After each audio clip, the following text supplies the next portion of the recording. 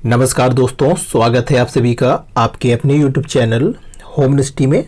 दोस्तों, जैसा कि आप सभी को पता है कि हम लोग यूपीटीपीएससी एसओ की तैयारी करवा रहे हैं और उसी संबंध में दोस्तों आपका जो कॉमर्स का सब्जेक्ट है दोस्तों, हम लोग उसको लेके चल रहे हैं और साथ ही आपका जो स्टैटिक्स का कंपलसरी वाला पार्ट है दोस्तों, अब हम लोग उसको भी साथ में लेके चल रहे हैं। तो आपको दोनों विषय की वीडियो आपको हमारे चैनल के प्लेलिस्ट में मिल जाएगा, आप वहां जाके देख सकते हैं या ऊपर इस आई बटन पे क्लिक करके भी आप वीडियो पे जा सकते हैं। तो दोस्तों, आज का जो स्टैटिक्स में टॉपिक है दोस्तों, वो आपका नेशनल सैंपल सर्वे ऑर्गेनाइजेशन के बारे में हम लोग डिस्कशन करने वाले हैं, या कहें इसको राष्ट्रीय प्रतिदर्श सर्वेक्षण संगठन हिंदी में कहते हैं। दोस्तों, जैसा कि हमने आपको कल भी बताया था कि हम लोग आपका ये सिलेबस में जो आपका 12 पॉइंट है उसमें आपका इंडियन स्टैटिकल सिस्टम के बारे में दिया गया है दोस्तों। तो उसी के बारे में दोस्तों उसमें आपके 3 बिंदु हैं, जिसमें से आपका पहला बिंदु जो था वो सीएसओ था, जिस पे हम लोग कल चर्चा कर चुके हैं। यदि आप वो नहीं देखे हैं तो आप उसे भी जाके पहले देख सकते हैं। उसके बाद आपका जो दूसरा पॉइंट था दोस्तों, वो आपका नेशनल सैंपल सर्वे ऑर्गेनाइजेशन है, इसी पर आज हम लोग डिस्कशन करने वाले हैं। और तीसरा पॉइंट आपका स्टेट यूपी से रिलेटेड आपका जो ब्यूरो ऑफ इकोनॉमिक और स्टैटिक्स का जो पॉइंट है उसको हम लोग देखेंगे आपके नेक्स्ट वीडियो में। तो आज का जो टॉपिक है दोस्तों, वो आपका नेशनल सैंपल सर्वे ऑर्गेनाइजेशन के बारे में ही हम लोग डिस्कशन करने वाले हैं। तो चलिए दोस्तों शुरू करते हैं। दोस्तों, सबसे पहले आपका जो नेशनल सैंपल सर्वे ऑर्गेनाइजेशन है, इसके हम लोग अगर पृष्ठभूमि के बारे में समझे दोस्तों, तो दोस्तों ये आपका क्या है कि एक यूनिक सेटअप है। मतलब ये दोस्तों आपका भारत में एक स्वतंत्र रूप से कार्य करने वाली एक संस्था है दोस्तों, जो आपका दोस्तों एक सर्वे का काम करती है, जो आपके रिलेटेड किस में होता है दोस्तों, socio economic, demographic, agriculture and industrial subject से रिलेटेड डाटाओं को कलेक्ट करती है। और वो भी दोस्तों आपके हर तबके के साथ, मतलब कि दोस्तों हर स्तर पे ये ऐसे जो आपके रिलेटेड डाटा हैं, जैसे कि आपके सोशियो इकोनॉमिक, डेमोग्राफिक और एग्रीकल्चर और इंडस्ट्रियल सब्जेक्ट रिलेटेड जितने भी डाटा होते हैं, वो आपके सभी स्तरों पर ये डाटाओं को सर्वे करती है और वहाँ से कलेक्शन का काम करती है। जैसे हमने कल आपको बताया था कि 4 स्तरीय आपके होते हैं, जैसे कि आपका क्या होता है, सबसे निचला जो आपके ग्रामीण स्तर या विलेज स्तर के होते हैं, फिर उसके ऊपर आपके टाउन या कह सकते हैं नगरीय स्तर पर, जिला स्तर पे होते हैं, फिर आपके स्टेट स्तर पर, और आपके सबसे ऊपर पे सेंट्रल आपके लेवल होते हैं, या आपके केंद्रीय स्तर पर ये डाटाओं को कलेक्शन करती है। तो ये सभी स्तरों पर दोस्तों ये आपके डाटाओं को सर्वे के अकॉर्डिंग यहाँ पे कलेक्शन करती है दोस्तों ये आपका एक चीज़ यहाँ पे ध्यान दीजिएगा दोस्तों कि ये आपके जो सीएसओ है और ये एनएसओ है दोस्तों, ये दोनों एक अलग बॉडी है, तो इसको आप लोग ध्यान दीजिएगा, इसको मिक्स ना करिएगा। फिर दोस्तों यहाँ पे आपका जो ये focal agency of government of India के कलेक्शन का काम करती है दोस्तों, जिससे दोस्तों क्या होता है दोस्तों, ये आपके जितने भी गवर्नमेंटल आपके जो प्लानिंग बनते हैं, या कह सकते हैं भारत सरकार के जितने भी आपके फ्यूचर के लिए, या कह सकते हैं आपके डेवलपमेंट के लिए जो भी नियोजन किए जाते हैं, प्लानिंग बनाए जाते हैं, उसके लिए ये मददगार साबित करता है, क्योंकि ये वही डाटाओं को कलेक्ट करता है जिससे आपके भारत सरकार के लिए क्या हो, नियोजन में काम आ सके। तो दोस्तों ये आपको पता होगा, अगर आप लोग ग्रामीण स्तर से जुड़े होंगे तो आप कहाँ जनरली आपके हर साल यहाँ पे आपके सर्वे के लिए लोग आते हैं। शहरों में जनरली आप लोग नहीं देख पाते होंगे, क्योंकि ऐसा आप लोगों के शहरी स्तर पर ज़्यादातर आप लोगों को सभी नज़दीकियों से नहीं जुड़ा जाता है, पर गांव में अगर यही सर्वे करने वाले लोग आते हैं तो वहां आसानी से ये पता चल जाता है कि सर्वे करने के लिए एनएसएसओ की टीम आई है। दोस्तों जनरली आप लोग देखे होंगे, जो आप लोग या हम लोग भी देखे हैं, कि जैसे कि आपके गाँव में जैसे पानी का जल स्तर है, या कह सकते हैं पानी की जो समस्याएँ होती हैं, या सिंचाई है, नल है, ये सब की जो समस्याएँ होती है, तो उसके समय समय पर सुधार के लिए दोस्तों एनएसएसओ अपनी टीम ग्रामीण स्तर पे भेजती है और वहां से वो डाटाओं को कलेक्ट करती है। ये हम आपको एग्जाम्पल के रूप में बता रहे हैं, यदि आप लोग कभी देखे हों या मुलाकात आप लोगों की हुई हो।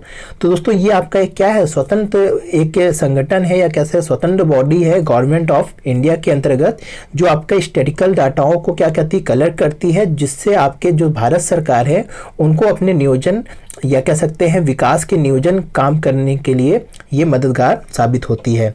फिर दोस्तों अगर हम लोग इसके शुरुआती दौर की चीज़ों समझें तो इसका दोस्तों ये आपका the national sample survey of directorate was first setup in the country in the ministry of finance. दोस्तों ये जो आपका सबसे पहले ये सेटअप बना था, या कह सकते हैं जिसके अधीन ये आपका यहाँ पे नेशनल सैंपल सर्वे डायरेक्टरेट आया था, वो आपके मिनिस्ट्री ऑफ फाइनेंस में इन 1950 में ये आपके अधीन, ये मिनिस्ट्री ऑफ फाइनेंस के अधीन ये कार्यरत हुआ था। उसमें दोस्तों उसके पश्चात 1957 में आप यहाँ देखिए कि इसको सब्सिडियरी ट्रांसफ़र कर दिया गया था, किसमें दोस्तों, कैबिनेट सेक्रेटरीट के अंतर्गत, या कह सकते हैं केंद्रीय सचिवालय के अंतर्गत यहाँ पे हस्तांतरित कर दिया गया था। फिर दोस्तों यहाँ पे जो नेक्स्ट पॉइंट है यहाँ दिया है, देखिए कि एंड आपका September 1970 it become a part of NSSO in the department of statics under the ministry of planning.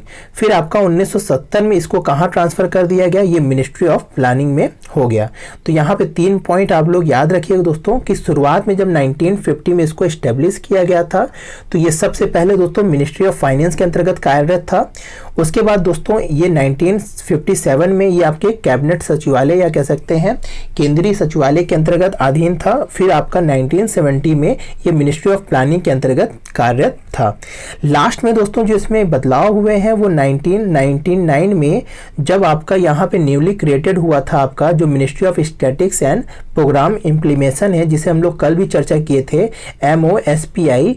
तो ये जब गठित हो गया दोस्तों तो इसी के अंतर्गत इसके अधीन ये कार्यरत है, और ये 1999 से इसी के अंतर्गत दोस्तों अधीन है और इसी के अंतर्गत कार्य कर रहा है।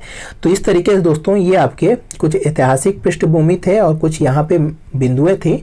तो आशा ये बिंदु आपको समझ में आ गई होगी। आगे अगर हम लोग यहाँ पे दोस्तों कुछ पॉइंट देखें तो इसका जो मैनेजमेंट ऑफ NSSO है, मतलब कि ये जो मैनेजमेंट का कार्य इसका संभाला जाता है, तो उसमें सबसे ऊपर आपका ये क्या है दोस्तों, पहली बात तो दोस्तों ये इंडिपेंडेंट गवर्निंग काउंसिल है, उसके अधीन ये कार्यरत रहता है। मतलब दोस्तों ये काउंसिल है, गवर्निंग काउंसिल है जो स्वतंत्र रूप से कार्यरत है, तो उसी के अंतर्गत ये कार्य करता है, जिसका हेड आपका क्या होता है दोस्तों, चीफ एग्जीक्यूटिव ऑफिसर्स होता है, जो आपका मेंबर सेक्रेटरी भी होता है ये आपके गवर्निंग काउंसिल का। फिर इसके अंतर्गत दोस्तों 3 डायरेक्टर जनरल्स होते हैं और 32 सपोर्टिंग ऑफिसर्स काम करते हैं। इसी के साथ दोस्तों यहाँ पे सुझाव या कह सकते हैं कुछ अलग कार्य के लिए भी दोस्तों यहाँ पे 5 नॉन गवर्नमेंट एडुकेशनिस्ट, मतलब कि यहाँ पे जो शिक्षाविद होते हैं वो भी यहाँ पे कार्यरत होते हैं। फिर आपके 6 central and state government data users होते हैं, और साथ ही आपका यहाँ पे 6 फंक्शनिंग ऑफिसर्स होते हैं जो NSSO और CSO में साथ में कार्यरत रहते हैं। तो इस तरीके से इसका मैनेजमेंट है दोस्तों। यहाँ पे आपको सबसे ऊपर जो आपके यहाँ पे चीफ एग्जीक्यूटिव ऑफिसर होता है दोस्तों, फिर इसके अंतर्गत दोस्तों 3 डायरेक्टर जनरल होते हैं, और फिर आपके अंदर इसी के अंतर्गत आपके सब 32 सपोर्टिंग ऑफिसर्स होते हैं। तो दोस्तों यहाँ पे इसका जो मैनेजमेंट है इस पे ज़्यादा आप लोगों को फोकस नहीं करना है। यहाँ पे जो आपका मेन चीज़ है, यहाँ पे जो पहला पॉइंट था इसको ध्यान दीजिएगा। नेक्स्ट में अगर हम लोग देखें दोस्तों जो इम्पोर्टेंट है इसका डिविजन्स है। तो दोस्तों जैसे कि हमने CSO का आपको डिवीजन बताया था, वहाँ पे 5 डिविजन्स थे। तो यहाँ पे जो NSSO के डिविजन्स है दोस्तों, यहाँ पे आपके 4 डिविजन्स में डिवाइड किया गया है, जिसमें से आपका पहला है सर्वे डिजाइन एंड रिसर्च। इसको अभी हम लोग डिटेल में समझते हैं दोस्तों इसके क्या काम है। फिर आपका यहाँ पे फील्ड आपका फील्ड ऑपरेशन डिवीजन है, जिसे हम लोग FOD बोलते हैं। फिर आपका डाटा प्रोसेसिंग डिवीजन है, जिसे DPD भी बोला जाता है। और लास्ट में आपका सर्वे कोऑर्डिनेशन डिवीजन है, जिसे हम लोग SCD भी बोलते हैं। तो यहाँ पे आपके 4 मुख्य रूप से यहाँ पे डिविजन्स हैं। इन चारों का क्या काम है दोस्तों, इसको हम लोग देख लेते हैं। इसका हेडक्वार्टर्स कहाँ है ये हम लोग समझ लेते हैं। तो इसको ध्यान से आप लोग समझ लीजिए दोस्तों। सबसे पहले आपका जैसे हमने देखिए दिया था सर्वे डिजाइन एंड रिसर्च, जिसे हम लोग SDR भी बोल रहे थे। ये SDR वो SDR नहीं है दोस्तों, आप लोग कंफ्यूज ना होइएगा। The division located at Kolkata, यानी कि जो इसका डिवीजन का जो लोकेशन है मेन हेड वो आपका कोलकाता में है। जो आपका रिस्पॉन्सिबल होता है दोस्तों कैसे कैसे चीज़ों के लिए, आपका टेक्निकल प्लानिंग ऑफ सर्वे, फिर आपका फॉर्मेशन करता है कॉन्सेप्ट ऑफ डिफिनेशन, यानी कि आपके जो सर्वे करने वाले हैं उसका जो कॉन्सेप्ट है उसको निर्धारित करता है, उसकी क्या परिभाषा है उसको यहाँ पे परिभाषित करता है पूर्ण में ही। फिर आपका ये सैंपल डिजाइन तय करता है कि कैसे सैंपल डिजाइन को हम लोग को कलेक्ट करना है। फिर साथ ही आपका डिजाइन ऑफ इंक्वायरी शेड्यूल, साथ ही यहाँ पे दोस्तों क्या है कि ये इंक्वायरी शेड्यूल को भी क्या करता है दोस्तों, खुद से ही ये बनाता है। मतलब दोस्तों जब आप लोग के पास सर्वे करने के लोग आते थे तो वहाँ पे आपके पास कुछ क्वेश्चन आपके पहले वहाँ पे दिए रहते हैं, तो वही जो शेड्यूल्स है उनको भी ये कौन करता है दोस्तों, यही आपका जो सर्वे डिजाइन एंड रिसर्च है ये अपनी रिसर्च करके यहाँ पे क्वेश्चनिंग बनाते हैं और उन सूचियों में शामिल करते हैं। फिर साथ ही आपका यहाँ पे drying of the tabulation plan, यानी दोस्तों जो डाटा फिर कलेक्ट हो जाता है, जैसे कि हम लोग स्टैटिक्स में शुरू में पढ़े थे कि कलेक्शन के बाद हम लोग उसका क्या करते हैं दोस्तों, टेबुलेशन का काम करते हैं। तो वो भी काम ये कौन करता है दोस्तों, यहाँ पे drying of the tabulation plan भी करता है। फिर लास्ट में दोस्तों ये analysis presentation of the survey result करता है। तो कुल मिला के दोस्तों जो हम लोग स्टैटिक्स में शुरू के आपके कार्य थे मुख्य रूप से, वो यहाँ पे दोस्तों ये survey and design and research है, जिसके इसके नाम से ही यहाँ पे स्पष्ट हो रहा है दोस्तों। तो ये करता है दोस्तों, इसका डिवीजन लोकेटेड, इसको याद रखिएगा, कोलकाता में है, जो आपका पहला डिवीजन है SDR। तो ये इसके कार्य भी है, इसको कार्य के बारे में भी आप लोग ध्यान दीजिएगा, ये मुख्य बिंदु है दोस्तों। नेक्स्ट में आपका जो सेकंड है डिवीजन, वो आपका फील्ड ऑपरेशन डिवीजन है दोस्तों, जैसा कि इसका नाम है दोस्तों फील्ड ऑपरेशन डिवीजन। तो दोस्तों यहाँ पे आपका जितना भी काम होता है वो आपका क्या होता है, फील्ड पे जाकर ही क्या होता है, वास्तविक रूप से होता है। मतलब यहाँ पे क्या है दोस्तों कि ये तो कार्यालय जो है ही है, पर इन कार्यालयों का जो जड़ है या कह सकते हैं रूट है, वो क्या होता है, जब तक इनके आदमी फील्ड पे आकर डाटाओं को ना कलेक्ट करेंगे तब तक इनका सर्वे क्या हो जाएगा, निरर्थक माना जाएगा। तो यहाँ पे जो आपका फील्ड ऑपरेशन डिवीजन है वो यही मुख्य रूप से कार्य करता है। इसका जो हेडक्वार्टर है दोस्तों ये आपका दिल्ली और फरीदाबाद में है, ये याद रखिएगा। और इसके 6 जोनल ऑफिस हैं, साथ ही इसके 6 जोनल ऑफिस हैं दोस्तों, वो आपके कहाँ कहाँ हैं इसको भी याद रखिएगा। ये आपके नॉर्मली यहाँ पे, ये आपके यहाँ पे दिल्ली है दोस्तों, और फिर आपका दूसरा यहाँ पे गिरिडीह है, एक जगह है वहाँ पे है, फिर एक नागपुर में है, और 3 ठो दोस्तों कलकत्ता में इसके आपके 6 जोनल ऑफिस भी हैं। फिर दोस्तों यहाँ पे आपका 52 रिलीजन्स ऑफिस है और 117 सब डिवीजन ऑफिस है। तो यानी कुल मिलाकर दोस्तों ये आपका फील्ड ऑपरेशंस डिवीजन है। तो यहाँ पे दोस्तों आपके भारत के, यहाँ पे आपके जितने भी भारत के क्षेत्र हैं, ये कुछ ऐसा भारत है आपका, हमारी ड्राइंग थोड़ी सी दोस्तों, तो यहाँ पे जैसे कि आपका ये भारत है दोस्तों, उस भारत में दोस्तों ये पूरे यानी कि फील्ड में क्या होता है दोस्तों, आपके डाटाओं को कलेक्शन के लिए दोस्तों अलग अलग जोन बनाए गए हैं, उस जोन के सब जोन्स बनाए गए हैं। तो वो वहाँ के जोन्स के वहाँ के जो अधिकारीगण होते हैं वो आपके डाटाओं को कलेक्ट करते हैं और वो आगे अपनी फाइलों को प्रोड्यूट करके आपका सबमिट करते हैं। तो इस तरीके से दोस्तों इसके अलग अलग आपके ऑफिसेज हैं और सब डिविजनल ऑफिस हैं।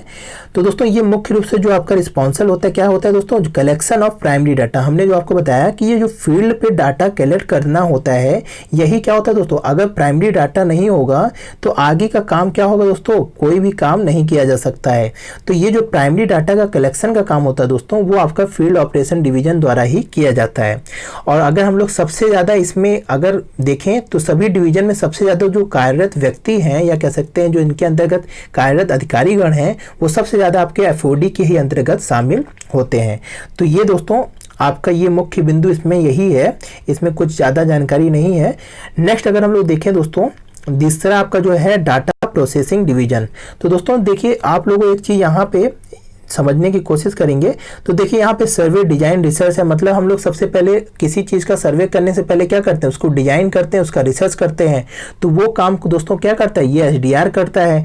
फिर उसके बाद हम लोग डाटाओं को कलेक्ट करते हैं, तो डाटाओं को कलेक्ट करने के लिए कौन काम करता है, फील्ड ऑपरेशन डिवीजन करता है। फिर दोस्तों जो डाटा कलेक्ट हो जाएगा तो उसको हम लोग क्या करेंगे, उसका प्रोसेसिंग करेंगे। तो डाटाओं का जो प्रोसेसिंग का काम करता है वो कौन करता है, आपका डाटा प्रोसेसिंग डिवीजन करता है।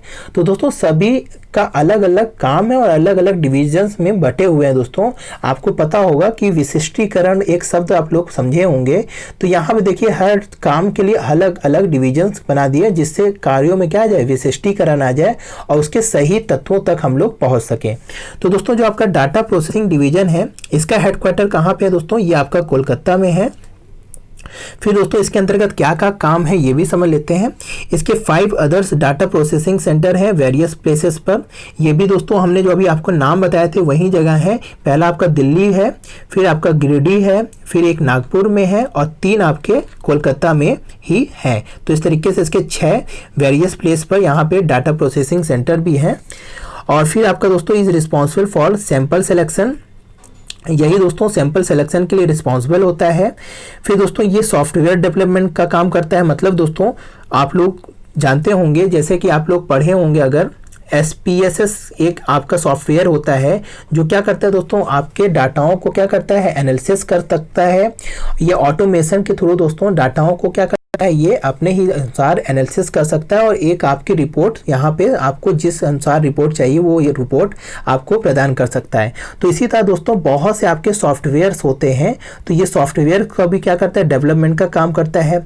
फिर प्रोसेसिंग का काम करता है, डाटाओं जो कलेक्ट किया गया था उसका प्रोसेसिंग का काम भी, जो डाटा दोस्तों कलेक्ट किया गया उसका प्रोसेसिंग का काम भी यही करता है। फिर उसका वैलिडेट करता है, टेबुलेशन करता है, फिर डाटा कलेक्ट के थ्रू सर्वे का ये सब काम करते हैं दोस्तों। तो वही सब आपका हमने आपको रिपीट करके यहाँ समझा रहे हैं। तो वही आपका देखिए प्रोसेसिंग, वैलिडेशन, टेबुलेशन का काम ये आपका डाटा प्रोसेसिंग डिवीजन करता है। फिर साथ ही दोस्तों आपका जो प्राइस एंड वेजेस है रूरल इंडिया का, उसके करेक्टेड थ्रू ये आपके शेड्यूल 3.01 के तहत आपका ये करता है। फिर दोस्तों ये जो गिरिडीह हमने जो बताया था वही आपका ये जो प्रोसेस करता है वो गिरिडीह में होता है दोस्तों। फिर आपका यहाँ पे कुछ अलग से दोस्तों यहाँ पे प्रोसेसिंग डाटा है जो प्रेडिक्टिव लेवल फोर्स सर्वे है, ये भी ये करता है। साथ ही आपका इंडस्ट्रियल स्टैटिक्स विंग है जो आपके कोलकाता में है, हमने कल आपको बताया था। ये आपके रिस्पॉन्सिबल होता है सैंपल ऑफ डाटा करने के लिए, आपके जो आपके इंडस्ट्रियल एनुअल सर्वे होते हैं उससे रिलेटेड। तो यहाँ पे दोस्तों अलग अलग यहाँ पे चीज़ें हैं। तो दोस्तों इसका जो आपका ये इंडस्ट्रियल स्टैटिक्स है कोलकाता वाला, कल हमने डिस्कस भी किया था आपको CSO के अंतर्गत। तो इंडस्ट्रियल का जितना डाटा है दोस्तों वो कोलकाता के अंतर्गत ही किया जाता है। तो ये तो दोस्तों आपके डाटा प्रोसेसिंग डिवीजन्स है। यहाँ पे दोस्तों यहाँ पे कोर अगर आप लोग समझ जाएंगे कि किस कोर के अंतर्गत क्या काम हो रहे हैं, तो आपको इतना पॉइंट हमेशा के लिए याद नहीं रहेगा, पर आपको कोर पॉइंट अगर पता रहेगा तो आप वहाँ पे ऑप्शंस, जब आपको 4 ऑप्शन दिए रहेंगे तो उसमें आपको सेलेक्ट करने के लिए ये आप आइडिया लगा लेंगे दोस्तों और आपका क्वेश्चन सही सेलेक्ट होगा। फिर आपका जो लास्ट डिवीजन है दोस्तों ये आपका सर्वे कोऑर्डिनेशन डिवीजन है। तो दोस्तों इसका सिंपल सा काम क्या है दोस्तों कि इसका जी पहली बात तो ये लोकेटेड कहाँ है, न्यू दिल्ली में है। ये आपका दोस्तों ऑल एक्टिविटीज़ को क्या करता है, डिफरेंट डिवीजन्स में क्या करता है, सेपरेट करता है, या कह सकते हैं यहाँ पे कोऑर्डिनेट करने का काम करता है दोस्तों। जैसे कि दोस्तों यहाँ पे हमने देखा कि 3 आपके यहाँ पे मुख्य रूप से हैं, तो इन सभी में क्या करता है, कोऑर्डिनेशन का काम करना भी जरूरी है दोस्तों, क्योंकि अगर एक काम पीछे रख देगा तो आपका दूसरा काम क्या होगा, रुका ही रहेगा, क्योंकि एक काम दूसरे काम से क्या है दोस्तों, जुड़ा हुआ है, आपको जैसे पता भी है। तो इसीलिए यहाँ पे दोस्तों इन सभी को एक साथ लेके चलने के लिए भी एक कोई गाइडेंस होना चाहिए। तो ये आपका सर्वे कोऑर्डिनेशन डिवीजन यही काम करता है। और साथ ही दोस्तों ये पब्लिकेशन या कह सकते हैं आपकी जो रिपोर्ट होता है सर्वे का उसको भी ये पब्लिश करता है। तो दोस्तों यहाँ पे दिया है कि it also bring the out by annual journal of NSS title, सर्वेक्षण के नाम से ये अपने टाइटल नाम से ये आपका एनुअल जर्नल भी पब्लिश करता है। और ये जो ऑर्गेनाइज होता है नेशनल सेमिनार ये भी अटेंड करवाता है। और साथ ही दोस्तों जो सर्वे के कुछ आपके अलग अलग वेरियस जो सर्वे होते हैं वो भी ये अंडरटेकन करता है। तो यहाँ पे मुख्य रूप से दोस्तों आपको ये चारों जो डिवीजन्स है, प्रोसेसिंग डिवीजन्स, ये आपको क्या करते हैं इसके बारे में आपको ज्ञात हो गया है अब। तो आशा है ये चीज़ें आपको अब समझ में आ गई होंगी। अगर दोस्तों इसके बाद में हम लोग एक पॉइंट और समझ लेते हैं इसके अंतर्गत, NSSO के अंतर्गत, तो इसका ऑब्जेक्टिव ऑफ क्या है दोस्तों। तो ऑब्जेक्टिव आपको पता ही चल गया होगा इतना चीज़ पढ़ने के बाद। तो दोस्तों सबसे पहला यहाँ जो ऑब्जेक्टिव है कि to provide the statical and other information for the purpose of state and nation planning and policy requirement. तो दोस्तों सिंपल सा पॉइंट है कि जो भी आपके राष्ट्रीय स्तर पे हो या आपके राजकीय स्तर पे हो, मतलब कि यहाँ पे सेंट्रल पे हो या आपके स्टेट पे हो, जिन्हें भी आपको जो भी आपका क्या होता है पॉलिसी बनाना होता है, प्लानिंग करना होता है दोस्तों, तो उन प्लानिंग के लिए आपको डाटा चाहिए। तो उन डाटाओं को प्रदान करने का काम कौन करता है दोस्तों, NSO ही करता है। तो ये पॉइंट आपका पहला पॉइंट है सिंपल सा। फिर दोस्तों दिया है दूसरा पॉइंट कि to involve the statical techniques for the analysis of statical data, the solution of administrative problem and estimation of the future trend. दोस्तों साथ ही ये क्या करता है कि आपके जितने भी स्टैटिकल डाटा हैं उनको एनालिसिस करने के लिए आपकी क्या करता है, तकनीकी मदद करता है। और साथ ही आपके जो राजकीय स्तर पर जो एडमिनिस्ट्रेशन प्रॉब्लम आते हैं और साथ ही उनको फ्यूचर के लिए जो प्लानिंग करनी है या उनको ट्रेंड के बारे में जानना है, मतलब दोस्तों कि फॉरकास्टिंग समझ लीजिए कि पूर्वानुमान लगाने के लिए भी जो सरकारें होती हैं वो किस पे मदद करती हैं या किस पे निर्भर होती हैं, वो आपके एनएसओ पर ही निर्भर होती हैं कि फ्यूचर में अगर हम ये प्लान बनाना चाहें तो क्या इसका परिणाम हो सकता है। तो वो एनएसओ से पहले डिस्कस निकालती हैं और पूछती हैं कि इसका क्या परिणाम होगा। तो एनएसओ एक फॉरकास्टिंग का भी काम करता है दोस्तों। तो दोस्तों ये आपके दूसरे पॉइंट हैं।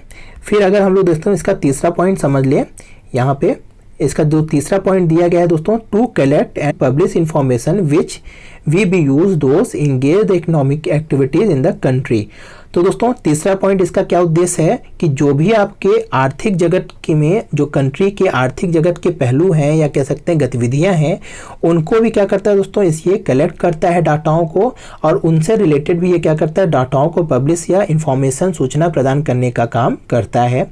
साथ ही इसका लास्ट जो ऑब्जेक्टिव है दोस्तों, to provide an analysis information which are useful to research workers and socio economic field. तो दोस्तों जैसे कि आपको पता होगा कि रिसर्च वर्क करने के लिए दोस्तों आपको कुछ डाटा कभी कभी क्या होता है, सेकेंडरी डाटा भी लेना होता है। तो जैसे हम लोग आपको बताया था कि दो तरीके की आपकी क्या होती है, डाटा होती है, एक प्राइमरी होती है, एक सेकेंडरी होती है। तो दोस्तों जो एनएसओ डाटा कलेक्ट करता है वो डाटाओं के भी ऊपर क्या होता है, रिसर्च होता है। उनके मदद से, उनके डाटाओं के मदद से क्या होते हैं, अलग अलग जो फील्ड्स हैं या आपके सोशियो इकोनॉमिक फील्ड्स हैं, वो वर्कर्स क्या करते हैं दोस्तों, उन डाटाओं के मदद से रिसर्च का काम करते हैं, जिससे आपके देश के लिए कुछ सही तथ्य सामने आते हैं दोस्तों। तो दोस्तों इस तरीके से ये आपके मुख्य उद्देश्य इसके यही है दोस्तों। ये चार उद्देश्य हैं, चारों उद्देश्य आप लोगों को याद कर लीजिएगा और इसको समझ लिए होंगे दोस्तों। तो इन चारों उद्देश्यों को याद रखिएगा दोस्तों। इसका कोई और इवन भी कर सकते हैं क्वेश्चंस में, तो ऑब्जेक्टिव याद रखिएगा दोस्तों। तो दोस्तों इस तरीके से इसके ऑब्जेक्टिव हो गए हैं। अगर अब हम लोग इसके फंक्शंस के बारे में, लास्ट पॉइंट है दोस्तों इसका फंक्शन, तो इसको अगर हम लोग समझ ले दोस्तों, तो यहाँ पे मुख्य रूप से इसके जो कार्य हैं दोस्तों, पहला देखिए यहाँ पॉइंट दिया है कि to conduct large scale sample survey on subjective like house hold consumer expenditure, employment and unemployment data हो गया, फिर हेल्थ से रिलेटेड हो गया, फिर मेडिकल से रिलेटेड जो है दोस्तों, तो वो सभी डाटाओं को लार्ज स्केल में दोस्तों यहाँ पे सर्वे के थ्रू ये आपका कलेक्ट करता है।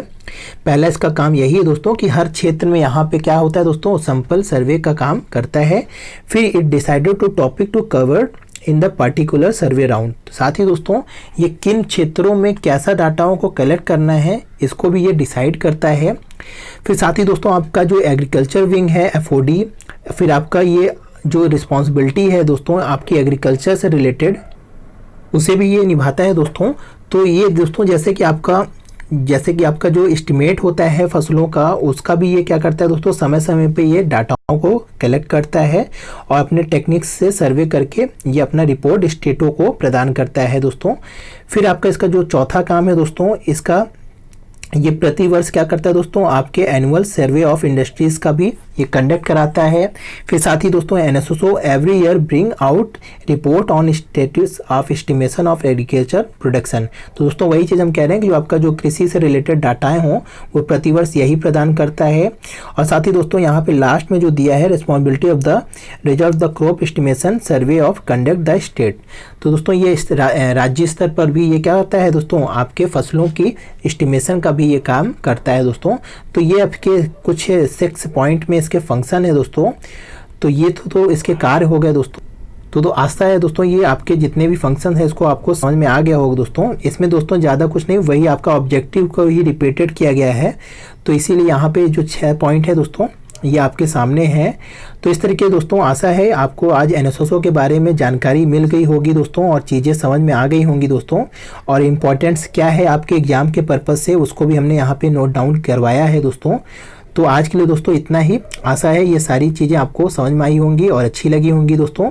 अगर दोस्तों वीडियो अच्छी लगी तो लाइक कर दीजिएगा और ज़्यादा से ज़्यादा चैनल को सब्सक्राइब करिए दोस्तों आप लोग, और शेयर करिए वीडियो को दोस्तों। आप लोग लाइक करते हैं तो हमारा मनोबल बढ़ता है दोस्तों। तो प्लीज़ वीडियो को लाइक करिए। तो आज के लिए इतना है दोस्तों। जय हिंद, जय भारत। दोस्तों, यदि आप हमारे चैनल होम मिनिस्ट्री को सपोर्ट करना चाहते हैं तो आप इस UPI ID लिंक पर जाकर अपनी इच्छा अनुसार राशि को प्रदान कर आप होम मिनिस्ट्री को सपोर्ट कर सकते हैं।